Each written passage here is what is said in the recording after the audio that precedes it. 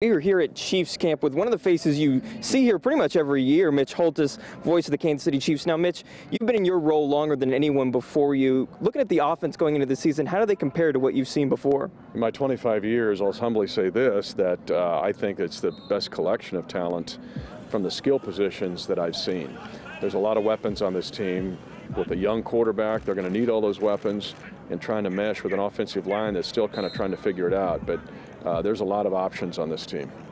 Now, the offense seems to have a lot of talent, as you say. Defense, there seem to be a few more question marks. How do they look going into the season? Honestly, that's the story of camp so far.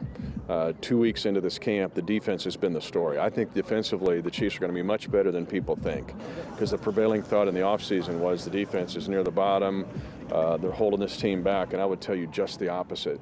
And again, particularly for a young quarterback, one of the things you can have early in the season with a brutal schedule in the first 6 games is just a rock-hard defense that's going to make plays. Keep in mind, the Chiefs for 5 years under Andy Reid have been one of the best in giveaway-takeaway margin. Part of that is Alex Smith didn't give it away, but the defense did take it away.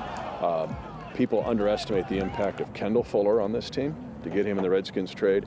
They also are underestimating what Anthony Hitchens means to this team when healthy. Reggie Ragland at the mic. This team is quicker, it's deeper, and it has big time impact players on defense that people don't even realize. And it's not all about Justin Houston or Dee Ford. Now you have Breland Speaks. Now you have Tano Passanio. The secondary is better. With Eric Berry back, I'm telling you, this defense has a chance to be a lot better and maybe really good. Now, at camps like these, it's easy to kind of get a feel for the offense and defense. Special teams, a bit harder to kind of see where they are going into the first games. How do you think they look? Well, and well, your hope is in Dave Toub. But you ask a great question, because that will determine some really tough cuts. How many wide receivers do you keep? Do you keep 5? Do you keep 6? Who's the 6th wide receiver? Because your 6th wide receiver, you hope, would become a Matthew Slater, who's the Pro Bowl special teams player for the Patriots. Is that Marcus Kemp? Is that J.U. Chesson? That becomes a real key issue.